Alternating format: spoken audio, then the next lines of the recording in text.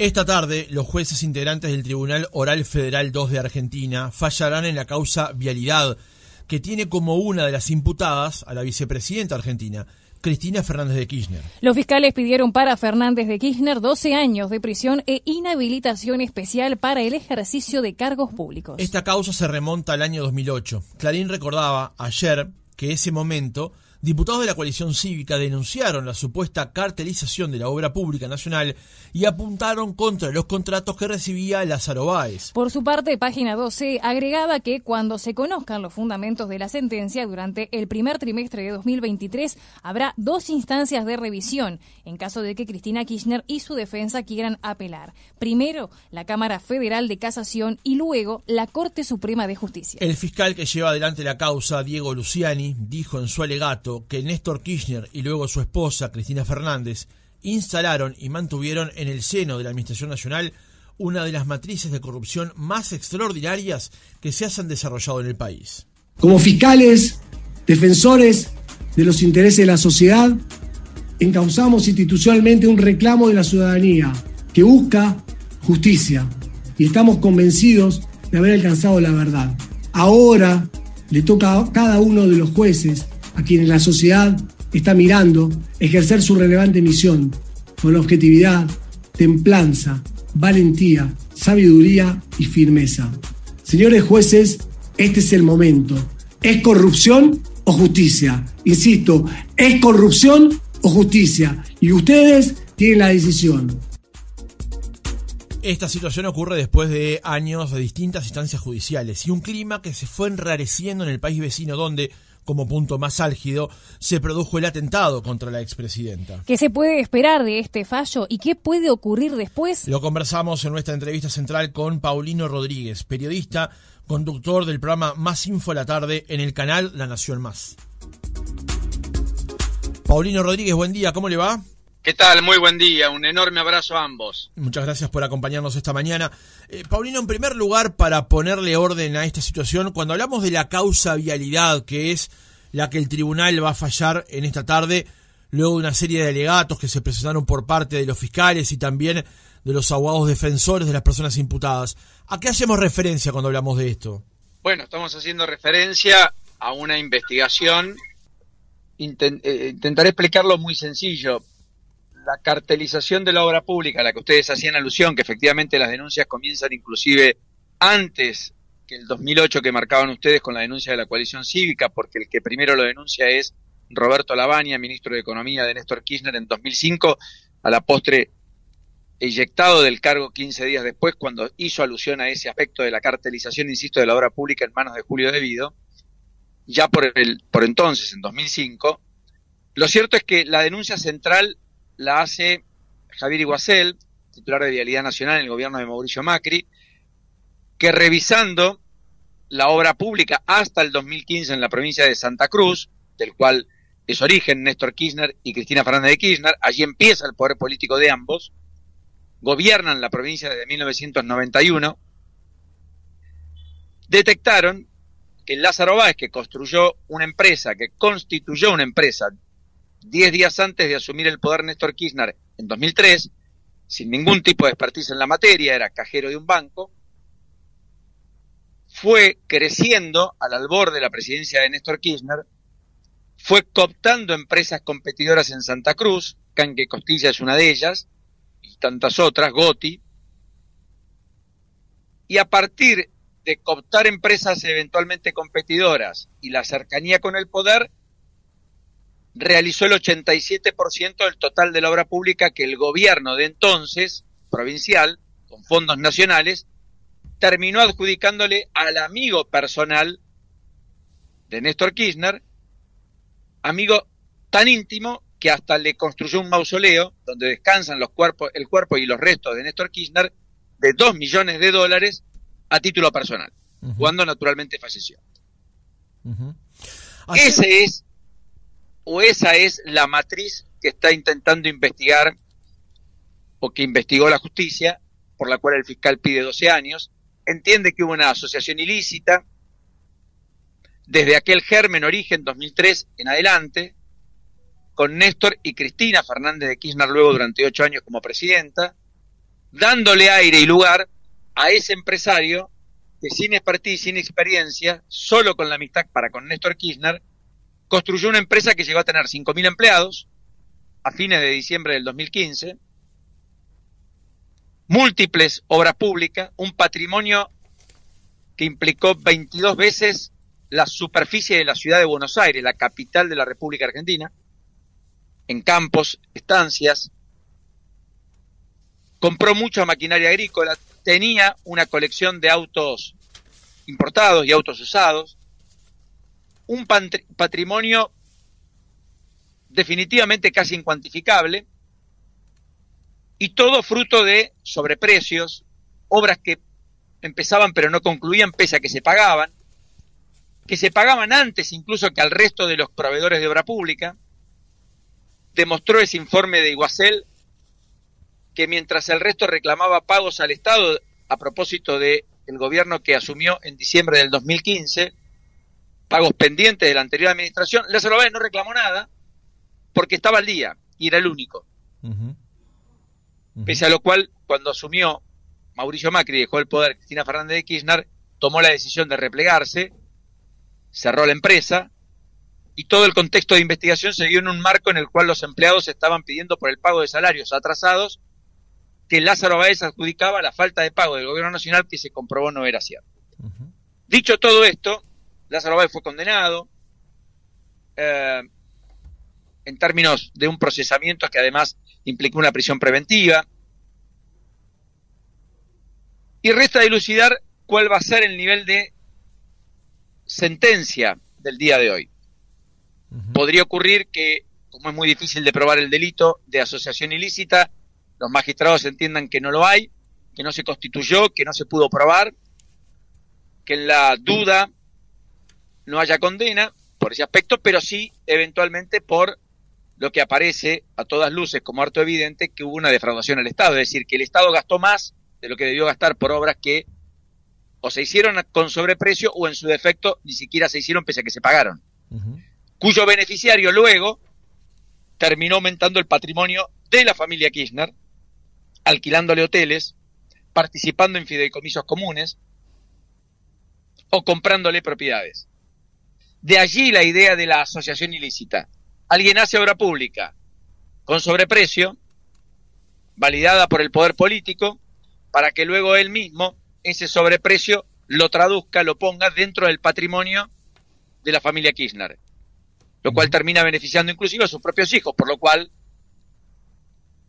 en la causa Otesur Los Sauces, otra causa, la de los hoteles, están involucrados y podrían ser plausibles también de una condena. Me refiero a Máximo y a Florencia. Ahora, así las cosas, me parece que es una manera adicional a la extraordinaria presentación que ustedes hacían de intentar comprender de qué se trata el fallo, que en primera instancia efectivamente vamos a conocer hoy con las instancias revisoras que bien marcaban ustedes. Ahora, el fiscal Luciani plantea que Néstor y Cristina Kirchner instalaron y mantuvieron en el seno de la Administración Nacional una de las matrices de corrupción más extraordinarias que se hayan desarrollado en el país. Pero ayer, y en otras instancias, ayer en una entrevista con la periodista Mónica Bérgamo del diario Folha de Sao Paulo, la expresidenta y actual vicepresidenta Cristina Kirchner habla del partido judicial. ¿Cómo ve esa estrategia de defensa que ha utilizado la hoy vicepresidenta? Lo definiste muy bien, una estrategia de defensa, no más que eso. Pero no hay lugar a ciertos comentarios. Por ejemplo, ella plantea que la causa que hoy se está investigando anteriormente había sido investigada por un juez, ese juez la giró al sur del país, en el sur del país no hicieron lugar a esa investigación y luego se reabrió en Comodoro Pi, en la Ciudad Autónoma de Buenos Aires.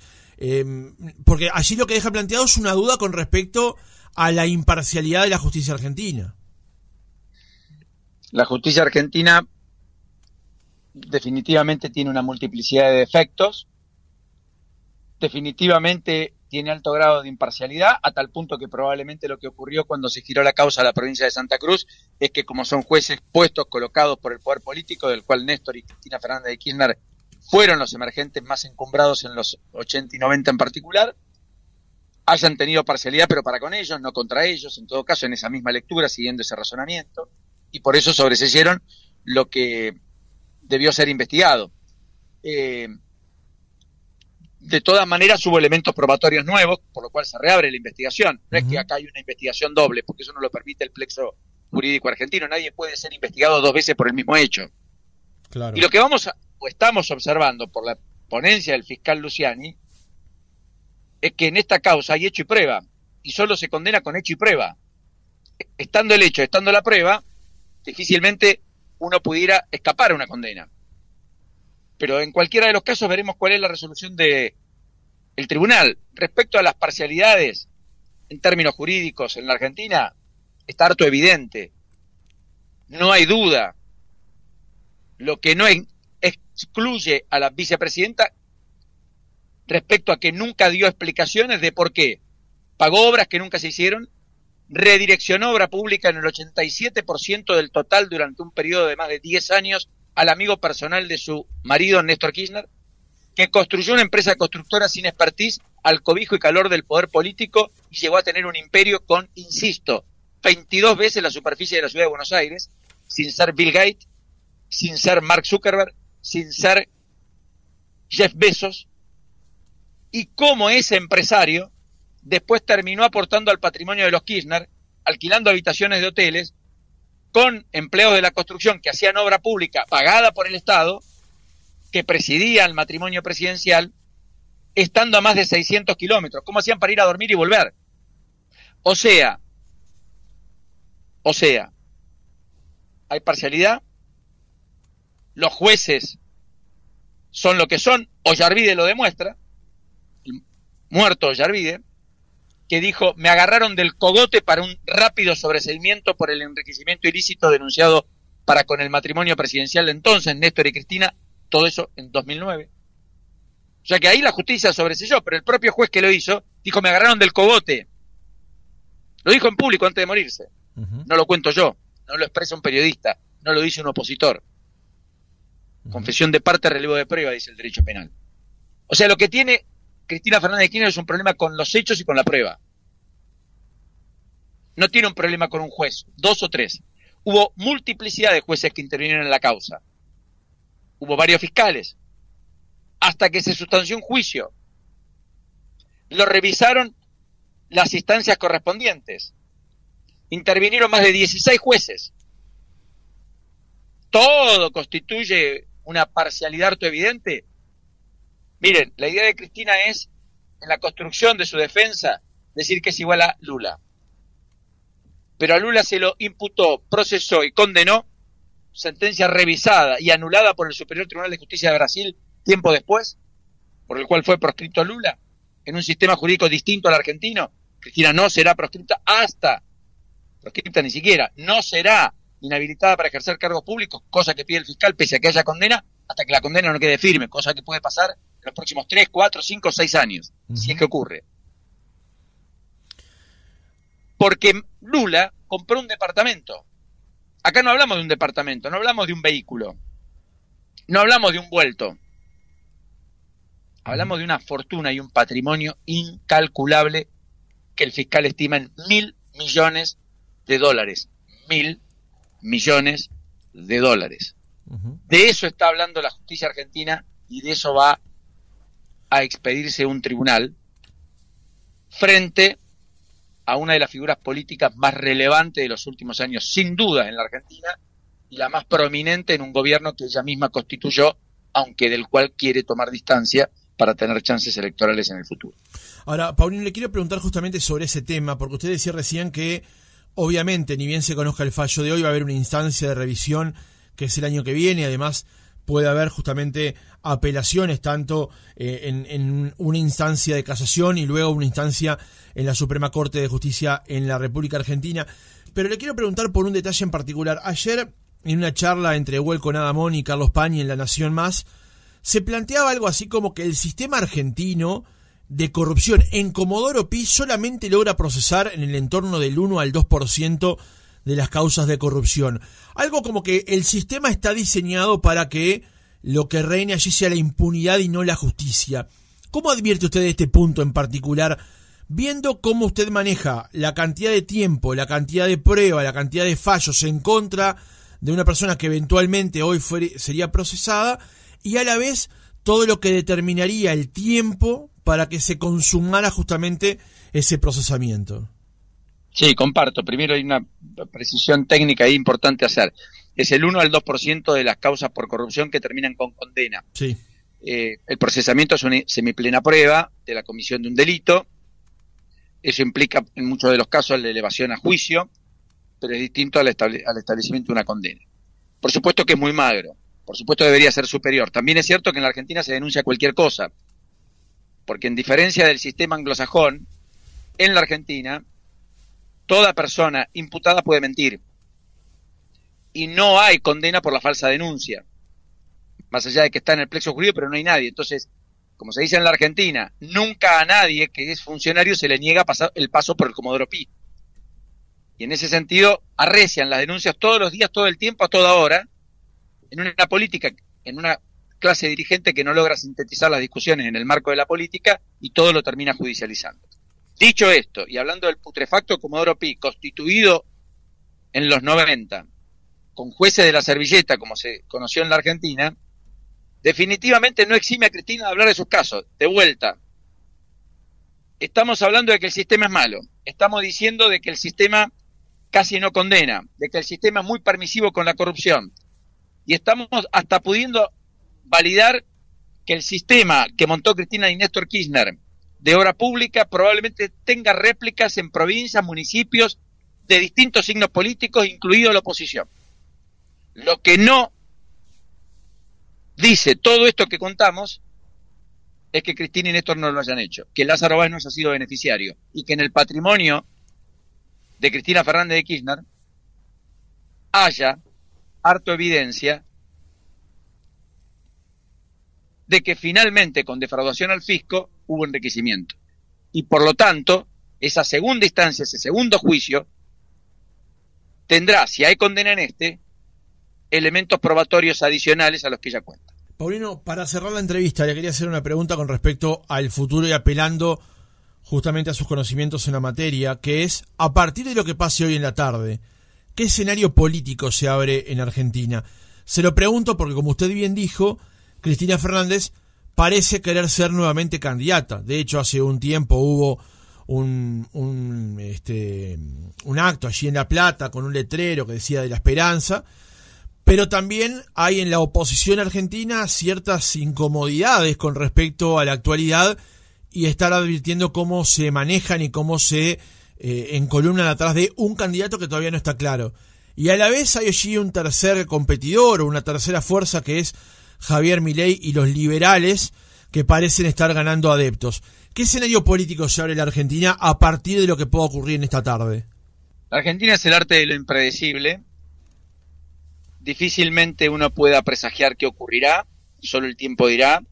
No es una evasiva, es fruto de lo que ha venido ocurriendo en los últimos largos años, yo diría décadas. En la Argentina, incluso hasta 8 meses antes de una elección, los presidentes ungidos ni siquiera estaban en la perspectiva de la mayoría. Néstor Kirchner gana en mayo sin estar elegido en diciembre del año previo y con un nivel de conocimiento del 2% de la población. Cristina Fernández de Kirchner fue presidenta porque Néstor la eligió, la ungió, cuando podría haber ido por la reelección y sorprendió a muchos. Cristina Fernández de Kirchner fue reelecta con el mayor caudal de votos de un presidente en ejercicio contemporáneo, con 54% de los votos, luego de una derrota electoral en el medio término de 2009, donde todo el mundo presagiaba el fin del kirchnerismo y finalmente volvió por el vamos por todo, que a la postre terminó obturando el propio Sergio Massa, hoy gerente principal del gobierno de Alberto Fernández, cuando en 2013 le ganó la elección en la provincia de Buenos Aires a la propia Cristina Fernández de Kirchner, que tenía como candidato a Martín Insaurralde, el actual jefe de gabinete de Kicillof, y el respaldo de Daniel Scioli, otrora gobernador de la provincia de Buenos Aires. En 2015 Scioli era el candidato casi consagrado antes de la elección. De hecho, algunos dijeron que había ganado en primera vuelta, tenía el gabinete electo. Sin embargo, el presidente fue Mauricio Macri, que empezó ese año tercero en las encuestas detrás de Scioli y Massa, y que se suponía que no podía ser presidente porque la Argentina no votaba a los extremos, y él representaba el extremo de la centro-derecha. Y en 2019 está claro que nadie imaginó a Alberto Fernández, sin liderazgo político, sin haber sido sometido como líder a ninguna elección en la Argentina, siempre estuvo en el rol de armador y en todo caso en la ejecución a partir de ser jefe de gabinete de Néstor Kirchner como presidente, alguien que había cuestionado durante una década, 10 años, con términos durísimos, entre otros de corrupta, a la propia Cristina Fernández de Kirchner. Así que yo, la verdad, francamente, le diría que presagiar el futuro es una osadía que me eximo de cometer. Decía Winston Churchill sobre los analistas políticos: somos lo que contamos que va a suceder en los próximos 6 meses para después decir por qué no ocurrió lo que dijimos que iba a pasar. Prefiero esperar que el tiempo hable. Porque primero, no conocemos la sustancia, no conocemos la sentencia y tampoco conocemos la dinámica en la que entra Argentina en este diciembre particularmente, tan tenso en la Argentina desde aquel 2001 que generó un cisma en la dirigencia que aún no sanó, básicamente porque la dirigencia creó los propios anticuerpos para preservarse, continuar en el poder, y pasamos del que se vayan todos al que se queden los que están. Paulino Rodríguez, periodista, conductor en Más Info a la Tarde en La Nación Más. Gracias por habernos acompañado otra mañana. Enorme abrazo a ambos, un saludo grande y un placer. Y muchas gracias por la generosidad.